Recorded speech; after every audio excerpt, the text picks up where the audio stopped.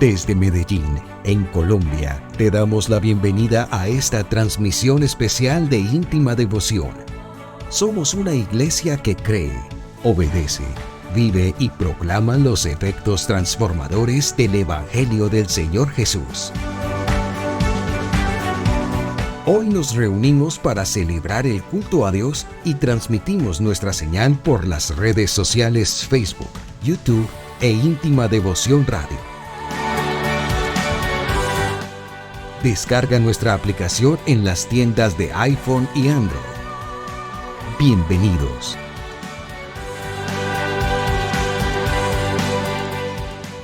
...2023...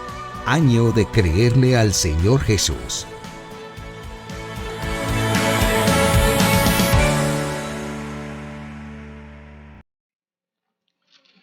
Santo Evangelio según San Mateo, capítulo 6,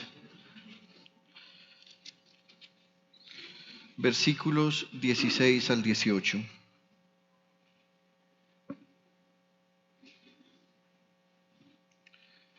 ¿Lo tienen? Santo Evangelio según San Mateo, capítulo 6, versículos 16 al 18. Dijo Jesús el Señor: cuando ayunen, no pongan cara triste como hacen los hipócritas, que demudan sus rostros para mostrar que están ayunando. Les aseguro que estos ya han obtenido toda su recompensa. Pero tú, cuando ayunes, perfúmate la cabeza y lávate la cara, para que no sea evidente ante los demás que estás ayunando, sino solo ante tu Padre que está en lo secreto, y tu Padre que ve lo que se hace en secreto, te recompensará. Dios de la gloria, te damos toda alabanza y honor por tu palabra. Estamos reunidos esta mañana acá por tu amor. Un amor que hemos experimentado por tu gracia. Un amor que no tiene que ver nada con lo que nosotros hagamos, sino con lo que tú has hecho. Tú nos amas y nos amas como somos y nos has invitado al camino del Evangelio por medio de la predicación, donde proclamamos que Jesucristo es el Señor y que con su muerte y resurrección ahora tenemos vida. Dios, permítenos adorarte esta mañana también al escuchar tu palabra. Danos un corazón entendido. Danos humildad, sensibilidad, sencillez.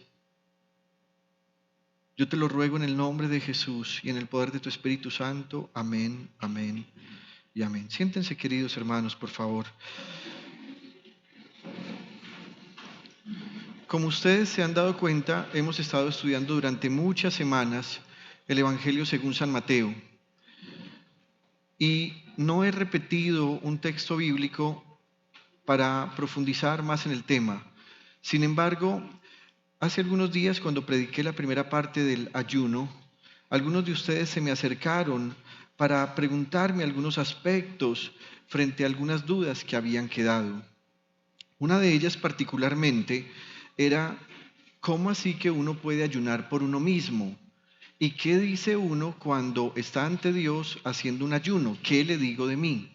Así que me gustaría esta mañana compartir este tema que he titulado sencillamente el ayuno en su segunda parte, con el cual quisiéramos establecer algunos principios, porque, queridos hermanos, no sé si usted prestó mucha atención a lo que Claudia Fernanda compartió ahorita en su testimonio.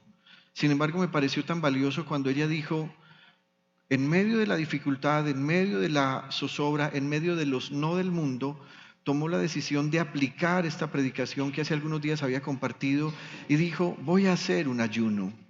Y al hacer ese ayuno, ella fue tan clara cuando me contó el testimonio, me dijo: pastor, ¿sabe algo? Yo a ese ayuno ni siquiera fui a pedirle al Señor que me diera lo que necesitaba para entrar a la universidad.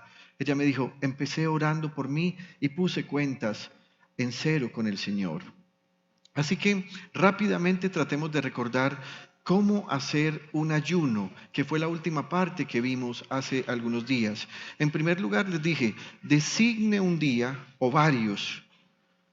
Recuerde la historia de la reina Esther. Antes de ella presentarse ante el rey Asuero, le pidió a todos sus compatriotas que estaban viviendo como cautivos en la capital del imperio, que era Susa, que allí hicieran un ayuno, y ella pidió que fuera de 3 días.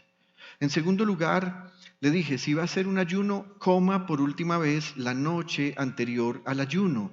Si usted dice, voy a ayunar el viernes, entonces desde el jueves en la noche tome su último alimento y permita que inmediatamente ahí empiece el tiempo de ayuno. Algunas personas dicen, voy a ayunar el viernes, pero se levantan y se comen cosas muy sencillas, una galletica, una arepita con quesito, un huevito con hogao, un chocolatico con almojábanas, algo muy sencillo. Y entonces luego dicen, ya empezó el ayuno, pero no es así, empiece la noche anterior. También les dije que conforme a lo que enseñó el Señor Jesús, el día del ayuno, levántese temprano, báñese, vístase, arréglese el cabello, perfúmese. Esto de levántese temprano es porque ustedes saben que el ayuno produce en sí mismo que el sistema por dentro esté solicitando todo el tiempo energía.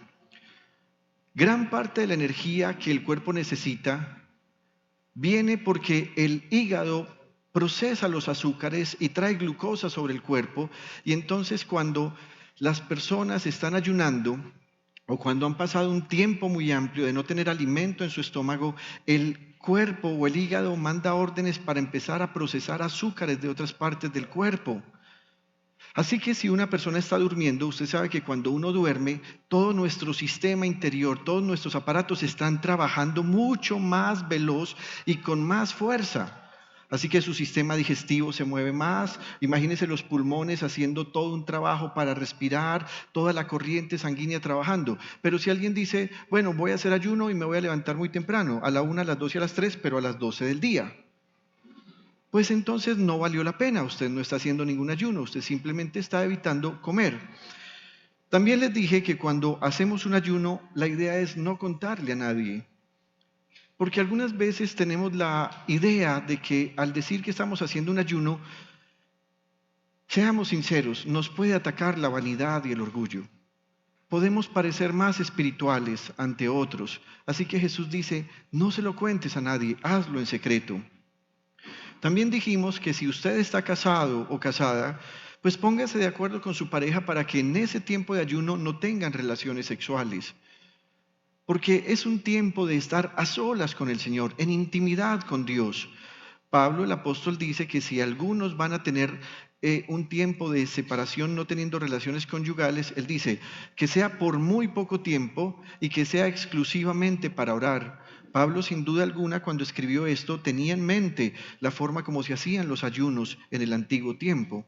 Ahora, usted dirá, no, en este tiempo tengo muchos deseos de tener relaciones sexuales, entonces, pues tenga las relaciones sexuales y ojo, estoy hablando solo con los que están casados. Pero entonces no haga el ayuno, porque no tiene sentido hacerlo así. Y en medio del ayuno les dije, ore, cante y lea la Biblia. Y esto tiene que ser muy equilibrado. Si usted hace un ayuno en el que solo canta, puede ser que su espíritu se regocije. Pero usted no está escuchando la voz del Señor. Y estar a solas con Dios significa que yo voy a hablar, pero sobre todo que Él va a hablar. Hace algunas semanas atrás, cuando estuve predicando acerca de cómo orar, yo les decía, váyase a un lugar, fije una hora normalmente en su agenda diaria y tome su Biblia. Y antes de leer la Biblia, haga una corta oración, tal vez como la hizo el salmista en el Salmo 119, 18, cuando dijo, Señor, ábreme los ojos del entendimiento para que pueda contemplar tus maravillas. Pero luego, cuando usted tome su Biblia, entienda que usted va a escuchar la voz del Señor. El Señor está hablándonos por medio de la Biblia. Así que estos 3 ejercicios serán muy importantes. Ore. Y al orar usted podrá doblar sus rodillas, podrá clamar y podrá expresar lo que hay en su corazón. Pero por favor, escuche al Señor y lea la Biblia. Y por supuesto, cante. Les decía además que hay unas razones bíblicas por las que se hace el ayuno. Usted me preguntará, ¿para qué se hace el ayuno? Y les decía 3 cosas principales. En primer lugar, para alinear nuestra mente a los deseos del Espíritu. Y hacemos referencia al Espíritu Santo. El apóstol Pablo menciona que todos los seres humanos tenemos una lucha interior. En esa lucha interior Quienes están luchando son los deseos del Espíritu de Dios, los deseos del Espíritu Santo y los deseos de nuestra naturaleza pecaminosa. Cuando una esposa recibe una llamada del esposo y él le dice, mi amor, pagaste los servicios públicos, si ella no los ha pagado, inmediatamente va a empezar una lucha en su interior.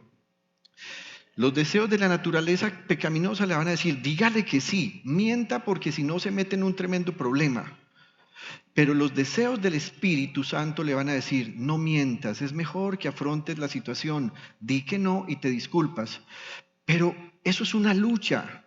Y el Espíritu Santo, por medio del apóstol Pablo, dice que estos dos deseos de la naturaleza del Espíritu y los deseos de la naturaleza pecaminosa nunca se ponen de acuerdo, siempre son contrarios. Así que alguien podrá decir, es que yo en algunas cosas deseo las cosas del Espíritu y en otras cosas los deseos de la carne. No es así. O te dejas dominar de unos y le das prioridad a unos para vencer a los otros, pero no puedes permitir que ellos dos tengan triunfos en tu vida personal, por una razón. Alguien dirá, es que algunas veces hago las cosas que Dios desea que haga, pero la mayoría del tiempo hago las cosas que yo deseo y que mi cuerpo desea y que mi carne necesita. Pues no estás siendo guiado por el Espíritu Santo. Simplemente tienes una conciencia en la cual buscas evitar el remordimiento y entonces algunas veces haces cosas buenas, pero esos no son los deseos del Espíritu. La segunda razón por la cual podemos ayunar es porque pedimos ayuda al Señor. Nuestra hermana Claudia Fernanda ya nos contó hoy el testimonio. Fue, se acercó, arregló sus cosas con Dios y sin duda alguna también en algún momento dijo, Señor, que se haga tu voluntad, pero mi ayuda proviene de ti. Es muy fácil buscar ayuda en otras personas. Algunas veces cuando estamos en necesidades y en dificultades, inmediatamente decimos, yo creo saber quién me puede ayudar. Otras veces cuando no sabemos quién nos puede ayudar, llamamos a amigos o conocidos y decimos cosas como, pastor, vos no tenés por ahí a alguien que de pronto sepa de esto y esto y esto y esto. Y aunque no es malo preguntar, no es malo llamar al pastor a preguntarle, lo que sí nos falta muchas veces entender es que antes de tomar cualquier camino en la vida, debemos acercarnos al Señor para pedirle ayuda. Puede ser que en tu momento de ayuno y de oración el Señor te diga, ve y toca tal puerta, habla con cierta persona. Hace algunos años atrás, viviendo un proceso en nuestra ciudad con el plan de ordenamiento territorial, nosotros fuimos desplazados de nuestro templo y muchos nos decían, llama al político, llama a tal político, él te conoce. Y nosotros dijimos, no, la Biblia dice que no recurrimos al gobernante, sino que nos acercamos a la presencia del Señor. Y cuando nos acercamos a la presencia del Señor, muchas veces Dios nos mostrará que aquello a lo que estamos aferrados es su deseo que lo soltemos. Y algunas veces pareceremos perdedores, pero el Señor nos mostrará su ayuda diciéndonos, es que he escrito otro camino para ti. En tercer lugar, decíamos que hacemos el ayuno porque debemos recurrir primero al Señor. Y esta es la parte que Dios desea. ¿Saben algo? Esta semana Victoria estuvo un poco enferma y mis suegros me habían advertido hace algunos meses atrás. Nos dijeron, cuando ella esté muy enfermita, aunque todos los días quiera algo contigo, te vas a dar cuenta que esos días ella solo va a querer a la mamá. Solo a la mamá. Y entonces pasó, yo tenía temor que ese día llegara. Así que llegó y cuando estuvo con su fiebre más alta, yo le decía, ven, te cargo. No, no, no, no, no, mami, mami. Y todo el tiempo quería que mami la cargara. Permítanme, tengo 43 años, parezco maduro, parece que tengo una personalidad ya desarrollada. Me dolía en el corazón, me dolía. Yo decía, venga, mamá, no, no, no, no. Y si yo trataba de cogerla así en la pataleta, está bien. ¿Cuántas veces somos así con nuestro Padre? Recurrimos primero a otros y no a Él. Cuando ayunamos y le decimos, Padre, estoy aquí porque te estoy buscando, en primer lugar, el Padre se regocija. Él se alegra. Y fue justo en este punto en el que mencioné que debíamos hacer ayuno por nosotros, por nuestros hijos y por nuestras posesiones. Si me permite, me gustaría que recordáramos por qué llegamos a esta conclusión de que debíamos hacer ayuno por nosotros, por nuestros hijos y por nuestras posesiones. posesiones. Resulta que en el libro de Esdras, Esdras escribió esta memoria o estas memorias, y en el capítulo 8, versículos 21 al 23, Esdras dijo: luego, estando cerca del río Java, proclamé un ayuno para que nos humilláramos ante nuestro Dios y le pidiéramos que nos acompañara durante el camino, a nosotros, a nuestros hijos y a nuestras posesiones. Denme un minutico. Miren, aquí hay dos puestecitos. Acá hay dos puestos. Pueden venir acá adelante si quieren.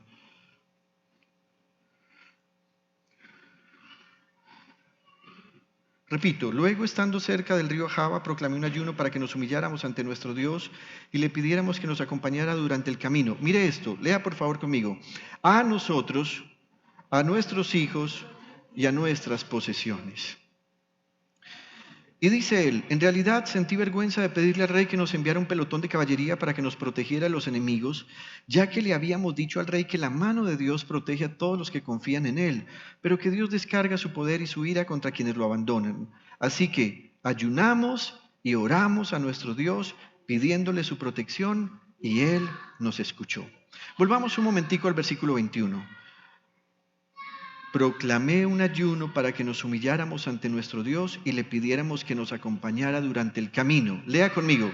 A nosotros, a nuestros hijos y a nuestras posesiones. Les decía entonces que al llegar a este punto, he recibido varias llamadas y he tenido varias preguntas o conversaciones en las que la gente me dice: ¿cómo así que debo ayunar y orar por mí? Ayunar por mí, es decir, por usted mismo, es algo que tal vez usted no ha escuchado muchas veces. En ocasiones hablamos de la oración y usamos la oración para pedirle al Señor por otras personas. Le pedimos al Señor por su evangelio, le pedimos por los pastores, por la iglesia, por nuestros padres, por nuestros hijos, por las personas que amamos. Pero pocas veces usamos la oración y el ayuno para hablarle al Señor de nosotros mismos.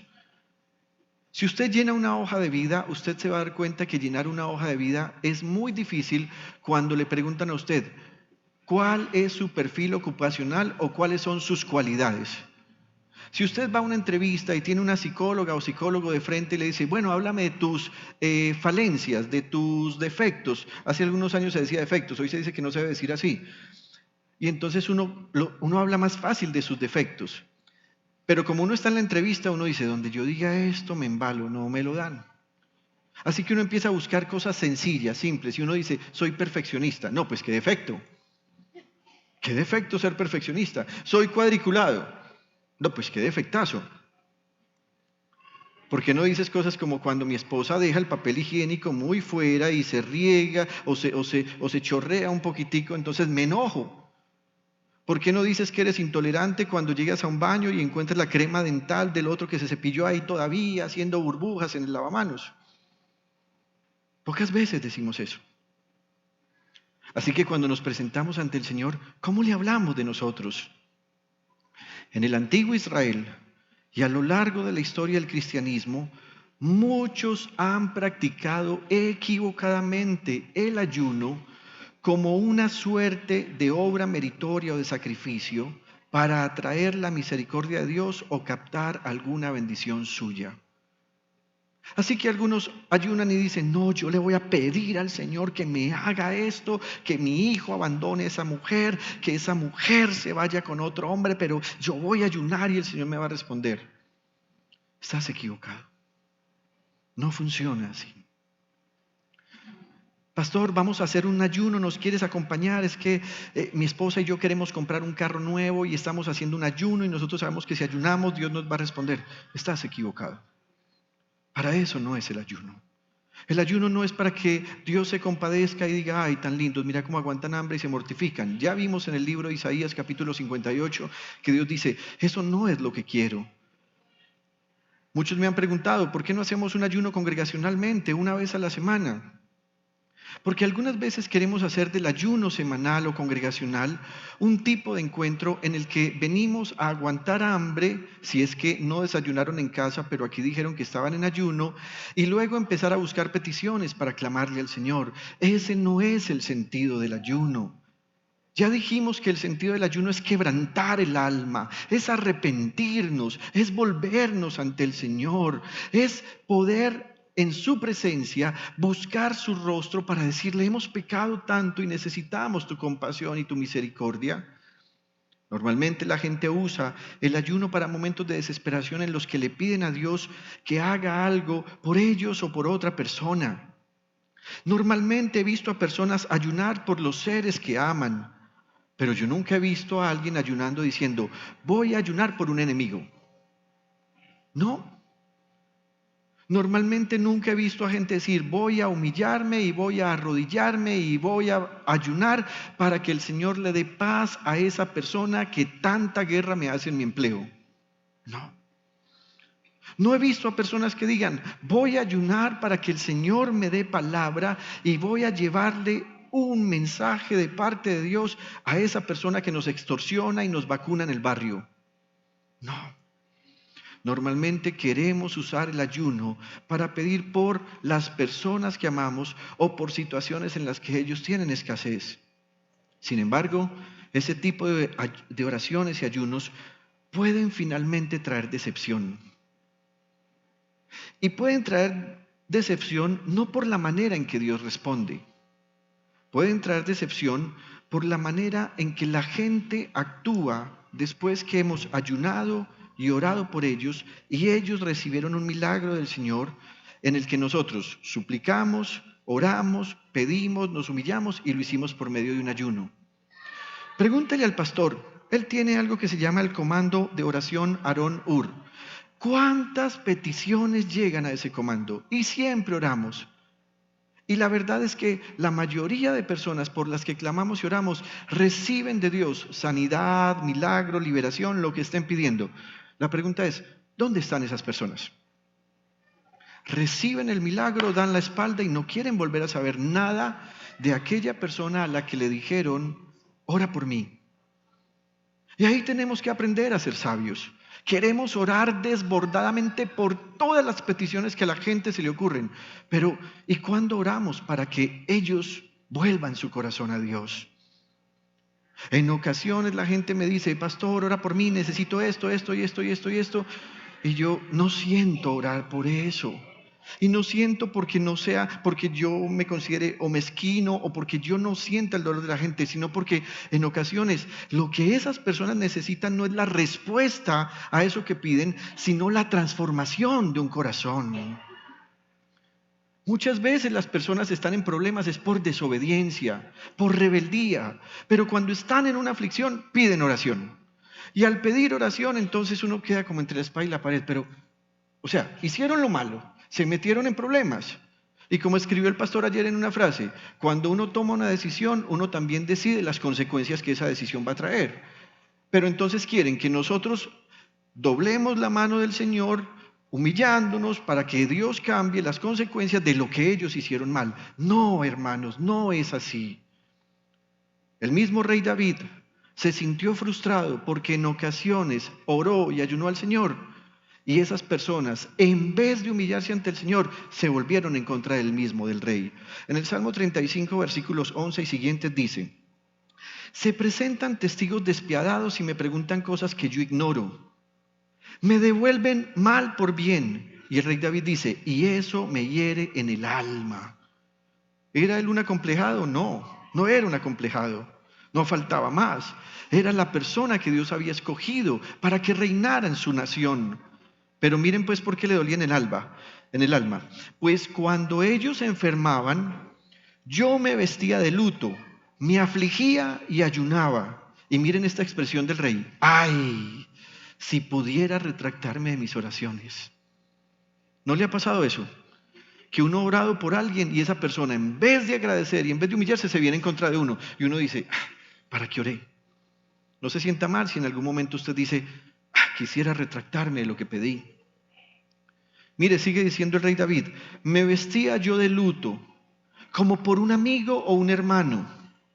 Afligido, inclinaba la cabeza como si llorara por mi madre. Pero yo tropecé y ellos se alegraron. Y aún se juntaron contra mí. Gente extraña que yo no conocía me calumniaba sin cesar, me atormentaban, se burlaban de mí y contra mí rechinaban los dientes.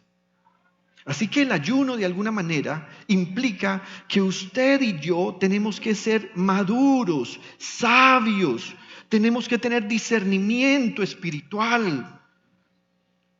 Eso no significa que no podamos orar y ayunar por otros. Lo que digo es que debemos aprender a usar muy bien las acciones de devoción para entender qué quiere Dios de nosotros. Dije hace unos días atrás que el ayuno en sí mismo no es una obligación. Dije que no es un deber en sí mismo. Hay personas que han vivido una vida de fe correcta delante de Dios siempre y nunca hicieron un ayuno. Sin embargo, yo sí he experimentado que el ayuno sí es un medio que nos dispone para cumplir otros deberes. En la versión Reina Valera, hay un texto en el que el Señor Jesús dice que una cierta clase de espíritus no salió cuando la gente los reprendía, porque para reprenderlos era necesario hacer ayuno y oración. Las versiones más modernas de la Biblia, que son producto de manuscritos más antiguos que se han encontrado, parece que desecha la palabra ayuno porque parece ser que originalmente el Señor no la dijo. Sin embargo, puede ser que los traductores lo hayan hecho así porque la palabra oración a la que Jesús se refería significaba pasar mucho tiempo a solas con Dios en humillación. Así que no está mal pensar en que el ayuno nos prepara para cumplir otros deberes espirituales en los cuales necesitamos poder de Dios. ¿Por qué debo ayunar por mí? Dije que ayunar es afligir el alma. Así que debo ayunar por mí porque es un acto de negación. Es un acto de humillación bajo la poderosa mano de Dios. Recuerde, ayunar no es mortificar el cuerpo, no es eso. Pero ayunar sí es humillarse en arrepentimiento a Dios. Y eso es lo que se conoce como contrición de corazón. Contrición es arrepentimiento. Usted que está tomando nota, escriba. Contrición es arrepentimiento. Y creo que voy a llegar a un punto en el que puede ser que lo que diga en los siguientes minutos le va a disgustar a algunos de ustedes. Y yo he orado a Dios pidiéndole que ustedes, en vez de disgustarse, tengan sensibilidad para escuchar lo siguiente. Tal vez usted ante sus propios ojos se considere una persona buena, responsable como esposo o como esposa. Tal vez usted se considere entregado como padre o como madre.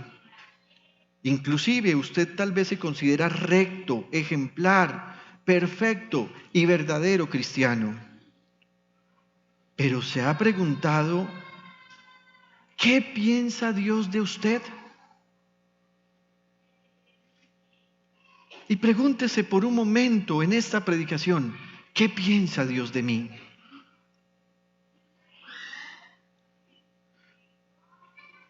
¿Será que ha caído usted en la falsa enseñanza de creerse y sentirse merecedor de lo que tiene y de lo que le falta por tener? Tal vez usted diga que no, pero en ocasiones decimos cosas como conseguí una motocicleta nueva, bum, bum, bum. Ay, qué linda motocicleta, y decimos, me la merezco. Tenemos un bien nuevo y la gente nos dice, oye, te mereces eso y mucho más. Y nosotros algunas veces con falsa modestia decimos, bueno, gracias por tus buenos deseos. Queridos hermanos, no merecemos nada. No merecemos nada. Dios considera que no merecemos nada. Y la Biblia, que es inspirada por el Espíritu de Dios, dice que no merecemos nada, sino que somos deudores de Dios. Estamos en deuda. Usted no se merece nada. Hay una falsa enseñanza que se ha infiltrado en la iglesia. Y esa falsa enseñanza es que merecemos cosas materiales, merecemos bienestar en todas las áreas del ser. Y peor aún, esa falsa enseñanza ha convertido a Jesús, quien es el Rey y Señor de todo el universo, en nuestra sirvienta. Por eso es una falsa enseñanza. Jesús, tú conoces todo, tú sabes cómo me he comportado, tú sabes que me merezco esto. No te mereces nada. Pastores, ustedes cómo se esfuerzan, cómo trabajan, ustedes se merecen lo mejor. No nos merecemos nada. Somos deudores, no merecedores. Si mereciéramos algo, entonces se perdería el efecto y el valor de la doctrina de la gracia. La doctrina de la gracia dice que Dios ha hecho todo por nosotros, por Él mismo, por su amor, por su gloria, no por nosotros ni por nuestras obras. Mire lo que Dios piensa de usted. En Génesis capítulo 6, versículos 5 y 6, hay una radiografía que habla acerca de lo que Dios piensa del ser humano. Y vio el Señor que la maldad de los hombres era mucha en la tierra, y que todo designio de los pensamientos del corazón de ellos era de continuo solamente el mal. Y se arrepintió el Señor de haber hecho hombre en la tierra y le dolió en su corazón. ¿Qué piensa Dios de usted? Que usted es malo. Que todo lo que usted piensa en su corazón siempre lo lleva a inclinarse al mal. Eso es lo que Dios piensa. Algunas veces veo que en muchas discusiones de pareja no falta el que es más moralista que el otro y entonces le dice al otro, claro, como usted sabe lo que yo estoy pensando, no es necesario saber exactamente qué piensas, pero es suficiente saber que Dios piensa que tus pensamientos siempre se inclinan al mal. ¿Por qué aplaudimos tanto a la gente del mundo? ¿Por qué somos idólatras de gente que no lo merece? Ah, qué buena persona aquella, qué buen hombre, qué buen gobernante, qué buen médico, qué buen ser humano. Dios piensa que todos somos malos. Me duele tanto cuando en la iglesia hay conflictos porque algunos piensan de un político esto y otros piensan de este o de otra manera y pelean entre hermanos. Queridos hermanos, hay uno solo que es bueno, hay uno solo que es bueno, hay uno solo que es bueno y se llama Jesucristo el Señor.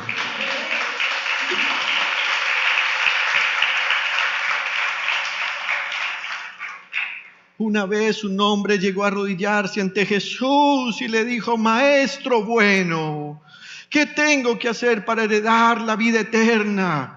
Y Jesús le contestó, ¿por qué me llamas bueno? Y a Jesús de alguna manera le chocó que le dijera maestro. ¿Y saben por qué le chocó que le dijera maestro? Porque eso significó que ese hombre llegó sin fe. Si usted encuentra otras porciones donde la gente venía a pedirle al Señor, le decían, Señor. La palabra Señor en hebreo y que ha sido compuesta en griego es la palabra Adón. Y la palabra Adón significa Señor. Pero cuando a alguien le decían maestro, es como si le dijeran, oye, pues es bueno, eres alguien superior aquí entre los hombres. Pero cuando él se le decía Señor, se le estaba diciendo, eres superior sobre todos. Y así que como al Señor no le importa que lo aluden, a él le interesa que lo adoren, le dijo, ¿por qué me llamas bueno? Si solo hay uno bueno. No es que él estuviera diciendo que él no era ese que es bueno. Lo que le estaba diciendo a él es, quieres adularme, pero no tienes ni idea de quién soy. Hermanos, hay uno solo bueno, y ese bueno se llama Jesucristo el Señor. De ahí para abajo, todos somos malos. Dios ha estado muy interesado en encontrar gente con un corazón recto y santo. En Deuteronomio 5, versículo 29, Dios dice, ¿cómo quisiera yo que tuvieran tal corazón? Que me temieran y cumplieran siempre todos mis mandamientos, para que a ellos y a sus hijos les fuera siempre bien. Diga a la persona que tiene a su lado, eres malo. No le dé miedo, no le dé miedo. Y si está con la esposa, dígaselo. Dígale, eres mala.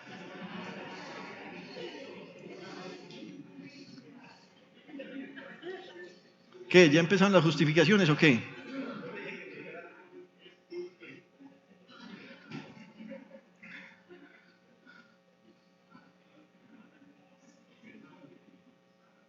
¿A usted no les parece esta expresión de Dios una expresión de mucha desesperación en su amor? De desesperación en su amor. ¿Quién diera? Dice la otra versión. Y aquí él dice, ¿cómo quisiera yo? ¿Cómo quisiera que tuvieran tal corazón, que me temieran y cumplieran siempre todos mis mandamientos? Eso significa que Dios sabe que no le tememos todo el tiempo y que no todo el tiempo cumplimos sus mandamientos. Y es tan desesperado el amor del Señor por su pueblo que Él dice, no es por egoísmo mío, es para que a ellos y a sus hijos les fuera siempre bien. Diga conmigo, soy malo, soy malvado, soy un pecador. El primer mártir de la iglesia, que fue el diácono Esteban, mientras predicaba antes de morir, dijo, tercos, duros de corazón y torpes de oídos, ustedes son iguales que sus antepasados. Miren esto, siempre resisten al Espíritu Santo. Ay, ay, ay. Usted dirá, no, esos eran los fariseos y saduceos que lo estaban juzgando a él mientras él predicaba. Permítame hacer una encuesta sencilla. ¿Cuántos en su vida cristiana se han ido por lo menos una vez enojados con el pastor después de la predicación? Gracias.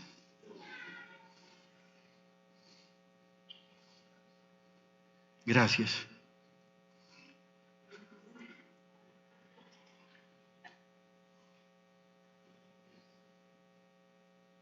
Usted levanta las dos manos, vea, ¿sabe qué? Vea, lo perdono, hermano.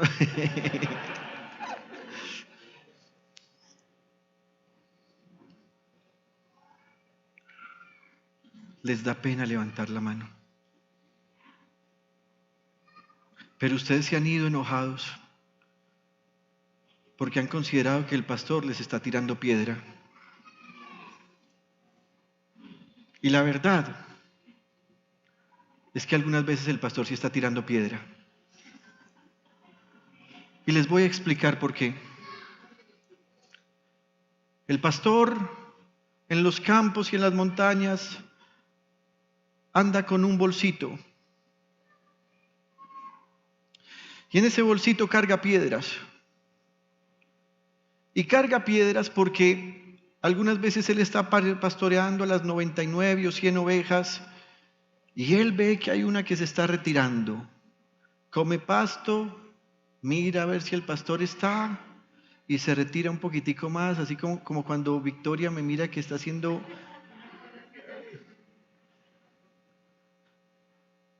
Y el pastor lo que hace es que saca una piedrita, algunas veces una cauchera, y lanza la piedra con la idea que caiga más adelante donde está la oveja. Así que cuando la oveja ve que hacia donde ella se está yendo ocurre un sonido como esos, se asusta y se devuelve. Algunas veces tu enojo es una pedrada de tu pastor. Pero algunas veces es la forma como resistes al Espíritu Santo.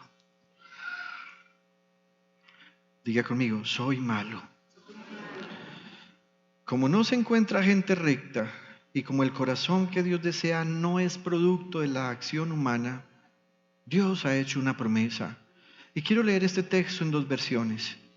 En Deuteronomio capítulo 30, versículo 6, dice, el Señor tu Dios circuncidará tu corazón y el corazón de tu descendencia para que lo ames con todo tu corazón y con toda tu alma y tengas vida. Deuteronomio 36 dice, el Señor tu Dios quitará lo pagano que haya en tu corazón y en el de tus descendientes, para que lo ames con todo tu corazón y con toda tu alma, y así tengas vida. Las aflicciones, las tristezas, los momentos de dificultad son momentos en los que Dios está circuncidando nuestro corazón. Las amenazas a las que nos enfrentaremos mañana o en los siguientes días son formas como Dios está circuncidando nuestro corazón. Porque Dios ve todo el tiempo que hay cosas paganas en nosotros. En ocasiones, nuestro Dios no es Jesús. En ocasiones, nuestro Dios es nuestro trabajo. En ocasiones, nuestro Dios no es Jesús, sino el esposo o la esposa. Hacemos las cosas para agradarlos a ellos. Hay esposas que han dejado de congregarse en la iglesia porque quieren darle gusto al esposo. Para ellas, Jesús no es su Dios es su esposo. Y entonces Dios ve a esa persona y dice, voy a tener que circuncidarle el corazón. Les quita el trabajo, les quita la salud, les quita la familia, porque Dios está deseando que tengan un corazón que lo ame a Él con todo el corazón, con toda el alma. Y aunque esas personas cuando pierden todo dicen, estoy que me muero, Dios dice, para que así tengas vida. Hay cirugías de Dios que son directas al corazón. No son de corazón abierto como en un quirófano. Son de profundo dolor en el que Dios sabe qué está haciendo. No es que está abriendo la herida para ver qué hay, está cortando. La circuncisión significa hacer un corte. Así que Dios no te está hiriendo para después decir, venga, yo lo coso y entonces sano su herida. Dios te está hiriendo para cortar. Y para que al cortar tú sepas que eso que fue cortado no podrá volver a estar en su sitio.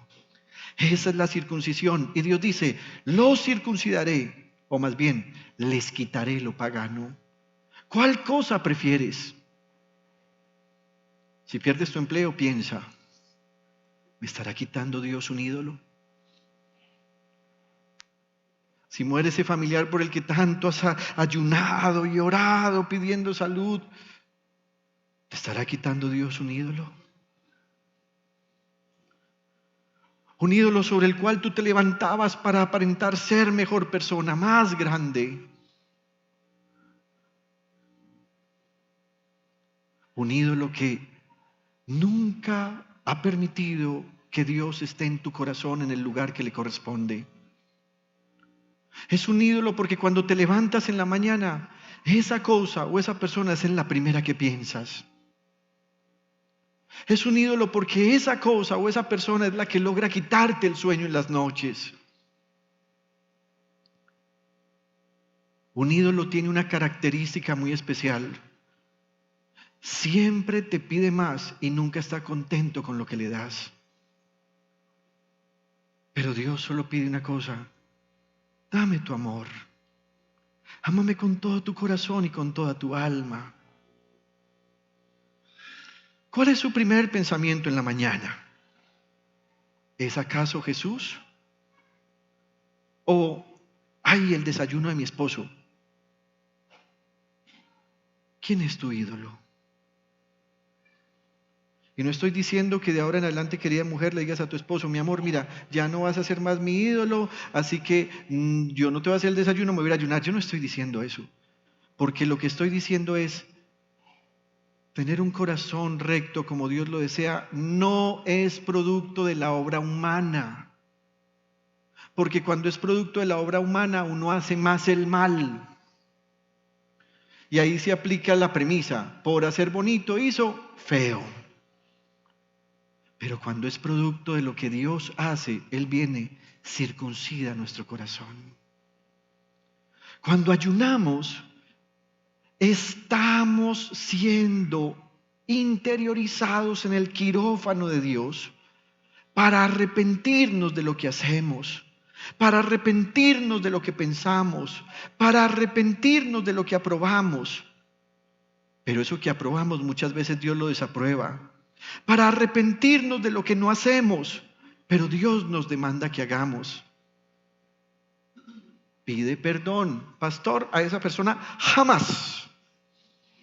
Al que sea, pero a esa persona jamás. Tienes que arrepentirte. Y permítame, le cuento algo que mi esposa y yo experimentamos hace un año aproximadamente, para que usted vea cómo nos equivocamos aprobando cosas que Dios desaprueba. Dadas nuestras ocupaciones, mi esposa y yo no tenemos tiempo de ver televisión. Por lo tanto, en nuestra casa no hay servicio de televisión por cable. Algunas veces llega la señal por TDT. Sin embargo, hace algún tiempo, cuando era posible compartir la señal de Netflix, mi suegro decidió generosamente compartir con nosotros el acceso a dicha señal. Recuerde que le dije que no tenemos tiempo para ver televisión. Ahora bien, mientras Victoria estaba viviendo sus primeros meses de vida, nosotros nos dimos cuenta de cuánto nos había cambiado la vida. Entre mis responsabilidades como pastor, esposo, papá e inclusive como hijo, he tenido que esforzarme más para cumplir con cada obligación. Mi esposa, al ver que estaba yo muy cansado y que estábamos entrando ambos en un alto nivel de estrés, me propuso que tratáramos de ver semanalmente una serie por Netflix que tiene contenido entretenido. Y ella dijo, así no salimos de la casa, lo hacemos cuando la niña esté dormidita, ya no podremos ir al cine durante algunos años, vemos esto y nos entretenemos. Y me pareció que era una buena idea. Así que empezamos a ver la serie. Algunas veces pudimos ver hasta 2 capítulos seguidos y otras veces pasábamos varios días sin poder ver la serie. Pero yo noté que mientras veíamos esta serie y luego de verla, yo me sentía incómodo en mi espíritu.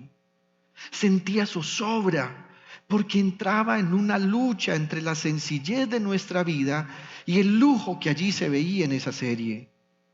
En varias ocasiones estuve a punto de decirle a mi esposa que no quería ver más ese programa, pero francamente no me atreví porque yo observé que ella simplemente veía y seguía igual. Así que el problema estaba en mí. Ahora bien, hubo un momento en el que noté que cada vez que veíamos esa serie, Victoria pasaba mala noche. Lloraba, parecía enferma, aunque no lo estaba, y entraba en un estado tremendo de desesperación. Así que un día dije, voy a orar al Señor a ver qué pasa. Y yo no sé por qué en la oración yo sentí como un clavo en mi corazón que me refirió a esa serie. Así que dije, voy a comprobar si es este programa. Y le dije a mi esposa, hagamos un experimento.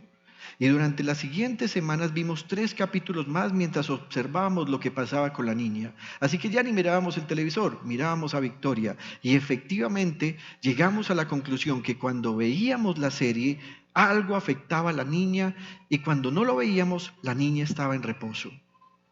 Así que me fui a meditar, me fui a orar y dije, tengo que ayunar. Tengo que venir en arrepentimiento al Señor. Algo no anda bien. Pues sí, queridos hermanos, en ese ayuno entendí que en ese programa se alababa lo que Dios odia, la mentira. En ese programa se mostraba algo que Dios detesta, el engaño. En ese programa se mostraba como algo que Dios detesta, que es traspasar las líneas de la moral y de la ética, allí se traspasaban. Observé entonces, recordando los capítulos, que se hablaba de traiciones y también noté que trataban de mostrar el amor entre hombres y mujeres como sinónimo de inmoralidad sexual. Nunca iban al altar, pero siempre iban a la cama. No había expresiones hasta ese capítulo de homosexualidad. Sin embargo, luego nos dimos cuenta que en capítulos posteriores había una exaltación hacia el sexo contra la naturaleza. Así que razón tenía nuestra pequeña hija, que es temerosa de Dios, en descomponerse en su espíritu cuando, por estar juntos compartiendo una actividad, sus padres estaban viendo algo que Dios desaprueba. Queridos amigos, tuve que ir en arrepentimiento a Dios para decirle, yo soy responsable de lo que hago. No es mi familia la culpable, yo soy el culpable. Pero Señor, yo debo también decirle a mi esposa y a mi hija desde ahora las cosas que tú no apruebas. Así que me arrepentí por haber permitido que estos estereotipos de maldad fueran aprobados en mi casa cuando veíamos en la Biblia que son cosas que Dios desaprueba. Tal vez muchos piensan que esto es exagerado, pero no lo es. Queridos hermanos, piense usted en qué está llena su mente. ¿Cuáles son sus series de televisión favoritas? Compare usted cuánto tiempo ve usted una serie de televisión cuando puede hacerlo y cuánto usa usted de su tiempo para leer y orar. Y usted se va a dar cuenta que aquí hay un tremendo desequilibrio.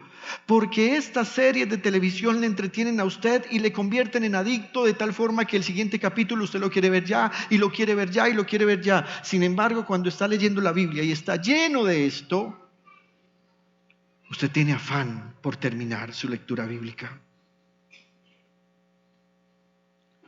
Hay cosas que Dios desaprueba y nosotros aprobamos y volvemos a escuchar a Dios diciendo: ¿cuánto daría porque tuvieran un corazón que me tema y que me ame?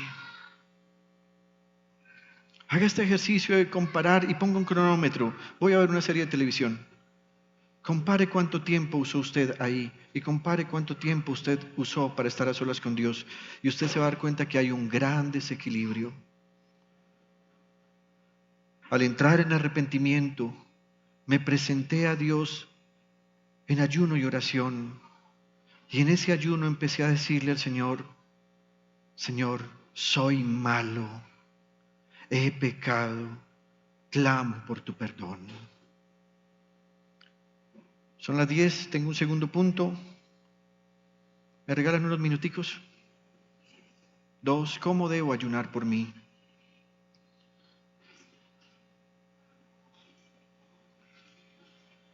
Jesús dijo cómo. Dele un codacito a la persona que tiene a su lado, dile: despierta, dormilón, pronto vendrá el Señor, pronto vendrá el Señor. Pero tú, cuando ayunes, perfúmate la cabeza y lávate la cara, para que no sea evidente ante los demás que estás ayunando, sino solo ante tu Padre que está en lo secreto, y tu Padre que ve lo que se hace en secreto te recompensará. Y aquí en parte viene algo que deseaba mucho compartirles a ustedes.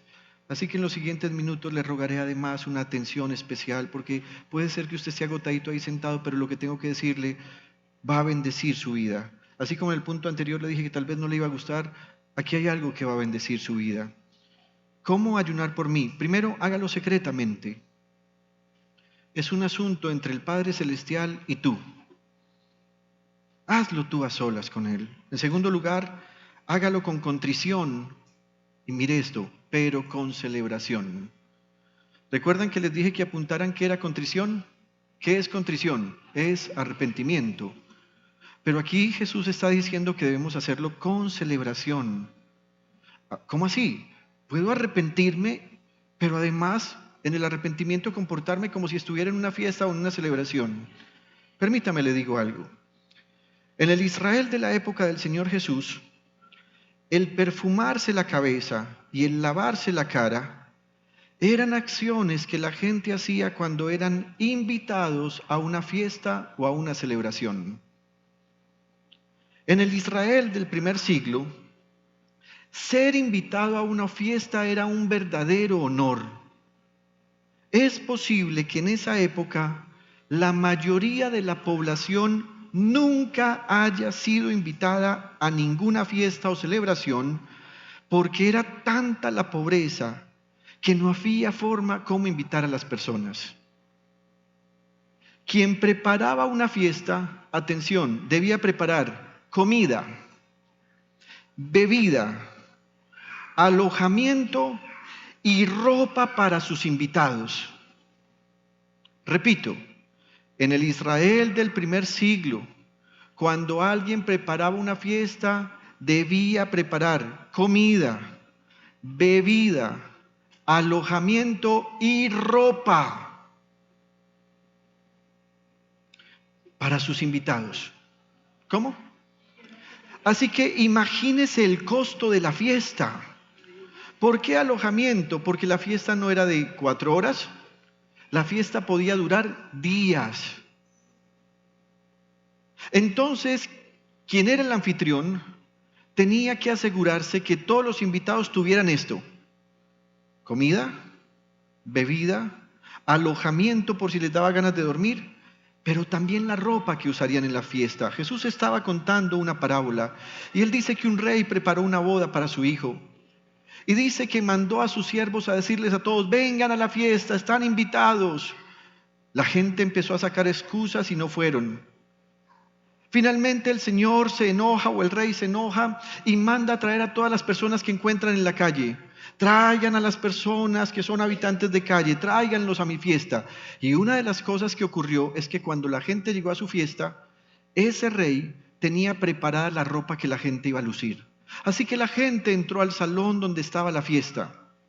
Hay un momento en que baja el rey y encuentra a un hombre al que le dice el rey: oye, ¿tú por qué no estás vestido con la ropa que he preparado para la fiesta?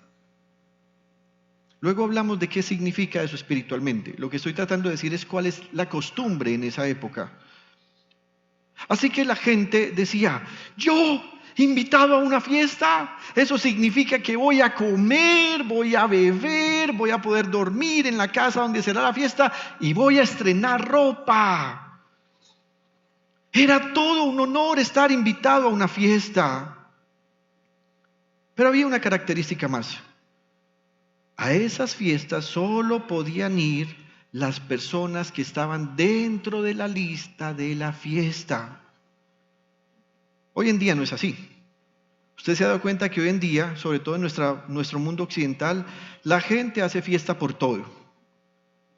Ahora te invitan y en ocasiones tú como invitado pagas tu comida y tu bebida y obviamente corres con el gasto de tu ropa. ¿Qué es lo primero que uno piensa cuando lo invitan a una fiesta? Ay, ¿qué me voy a poner? ¿Cierto? A mí una vez me invitaron a un matrimonio, entonces tenía que hacer la celebración y me dijeron: ve pastor, íbamos a hacer una fiesta en tal restaurante, pero cada uno paga su comida. Y yo dije: no, pues qué invitación. Me parece hasta de mala educación.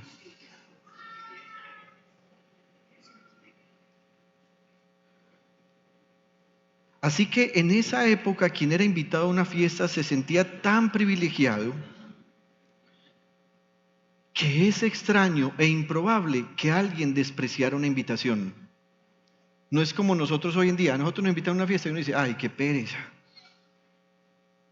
Alguien dijo una vez equivocadamente, dice que si me invitan a una fiesta me hacen un honor, si no me invitan me hacen un favor.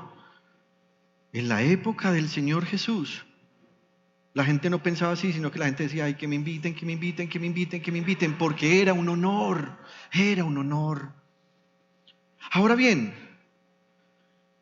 resulta que como el anfitrión daba comida, bebida, alojamiento y ropa, lo único que se le exigía a la gente es: peínate, perfúmate la cabeza, lávate la cara. Era lo único que se le exigía. Así que quien recibía la invitación normalmente tenía unos apuntes, algunas veces escritos y otras veces verbales, en los que se decía esto: te invito a mi fiesta. Y entonces las personas por modestia decían: ay, ¿qué hay que llevar? Nada. Y la respuesta era: perfúmate la cabeza y lávate la cara. La gente se sentía verdaderamente privilegiada. Preguntémonos, ¿por qué cuando el Señor Jesús está hablando de ayuno nos dice que cuando ayunes, perfúmate la cabeza y lávate la cara? Porque Jesús nos está invitando en el ayuno a una fiesta en el cual el arrepentimiento siempre trae perdón y celebración. Siempre. Jesús contó la historia de un muchacho que hizo un ayuno de manera obligatoria. No fue voluntaria, le tocó aguantar hambre. Pero miren lo que ocurrió en esta historia. Santo Evangelio según San Lucas, capítulo 15, versículos 11 al 32. Un hombre tenía 2 hijos, continuó Jesús. El menor de ellos le dijo a su padre: papá, dame lo que me toca de la herencia. Así que el padre repartió sus bienes entre los 2. Poco después el hijo menor juntó todo lo que tenía y se fue a un país lejano. Allí vivió desenfrenadamente y derrochó su herencia. Cuando ya lo había gastado todo, sobrevino una gran escasez en la región y él comenzó a pasar necesidad. Así que fue y consiguió empleo con un ciudadano de aquel país, quien lo mandó a sus campos a cuidar cerdos. tanta hambre tenía que hubiera querido llenarse el estómago con la comida que daban a los cerdos, pero aún así nadie le daba nada. Estaba en ayuno obligatorio. Estaba en ayuno obligatorio. Este no era voluntario. Por fin recapacitó. Y aquí está la virtud del ayuno. Cuando uno hace un ayuno verdadero, uno tiene un examen de conciencia. Por fin recapacitó y se dijo: ¿cuántos jornaleros de mi padre tienen comida de sobra? Y miren el tema central. Y yo aquí me muero de hambre. Tengo que volver a mi padre y decirle: papá, he pecado contra el cielo y contra ti. ¿Pedir perdón es fácil? No, no es fácil. No es fácil. Pero este ayuno hizo que este hombre solo, todavía no ha hablado con Dios, todavía no ha orado, está hablando él solo, está recapacitando, está hablando en su interior con su mismo ser interior. Y dice que el discurso no termina, sino que además le va a agregar esto al discurso ante su papá: ya no merezco que se me llame tu hijo, trátame como si fuera uno de tus jornaleros. ¿Saben algo, hermanos? Cuando uno reconoce su verdadera pecaminosidad delante de Dios, uno lo único que hace es pedirle al Señor compasión y misericordia, pero no cosas.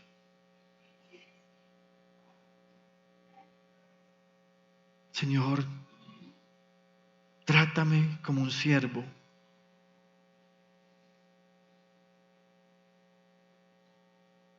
¿Te atreverías a decirle a tu papá y a tu mamá: mamá, papá, no merezco que se me llame tu hijo, trátame como a la sirvienta? ¿Estarías dispuesto por el arrepentimiento a hacer verdaderamente eso? Lo que este muchacho en realidad estaba tratando de decir es: papá, me he equivocado tanto contigo que me doy cuenta que no merezco nada y que tú has hecho tanto conmigo que lo que yo tengo hacia ti es deuda. Así que si me tratas como uno de tus siervos, tal vez podré pagar la deuda de todo lo que has hecho por mí.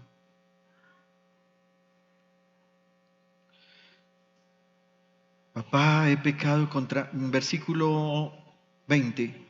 Así que emprendió el viaje y se fue a su padre. Todavía estaba lejos cuando su padre lo vio y se compadeció de él.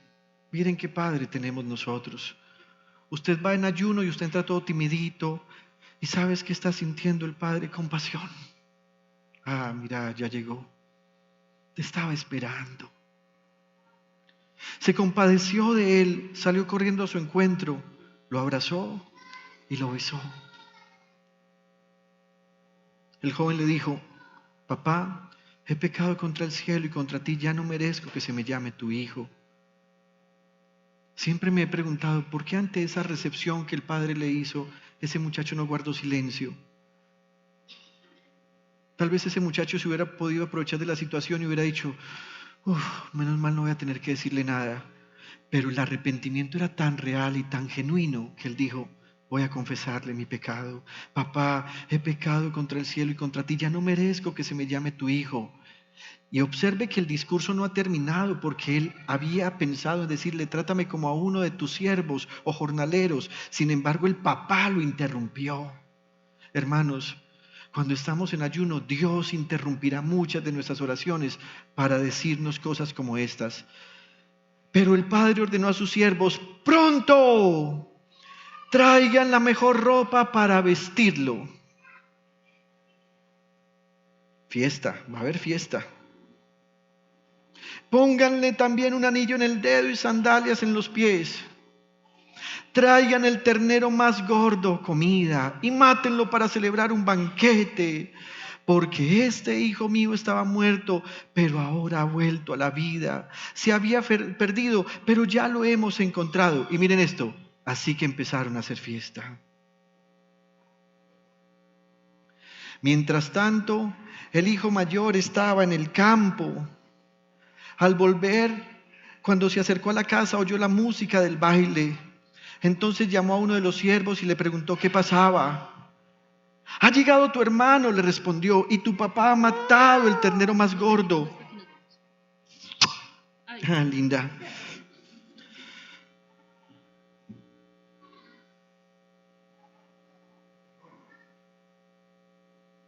Es que es lindo cuando a uno le dan un besito en una predicación. Me perdí en el versículo. Gracias. Entonces llamó a uno de los siervos y le preguntó qué pasaba. Ha llegado tu hermano y respondió, y tu papá ha matado el ternero más gordo porque ha recobrado a su hijo sano y salvo. Indignado, el hermano mayor se negó a entrar, así que su padre salió a suplicarle que lo hiciera. Pero él le contestó, no, pa, fíjese cuántos años le he servido sin desobedecer jamás sus órdenes.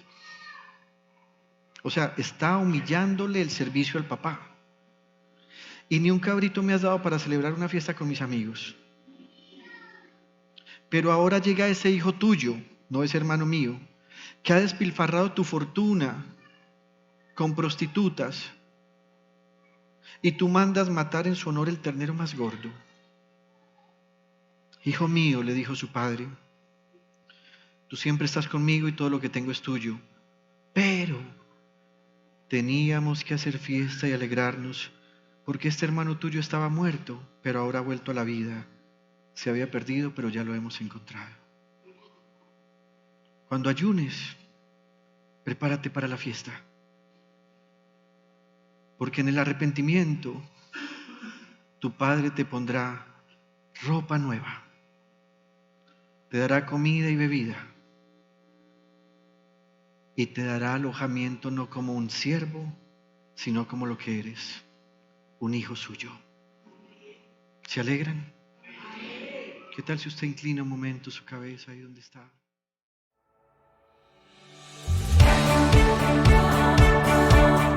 Desde Medellín, en Colombia, te agradecemos por estar en sintonía de esta transmisión especial de Íntima Devoción.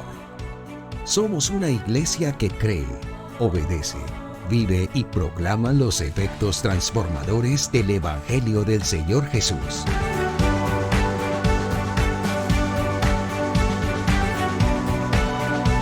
Hoy nos reunimos para celebrar el culto a Dios y transmitimos nuestra señal por las redes sociales Facebook, YouTube e Íntima Devoción Radio.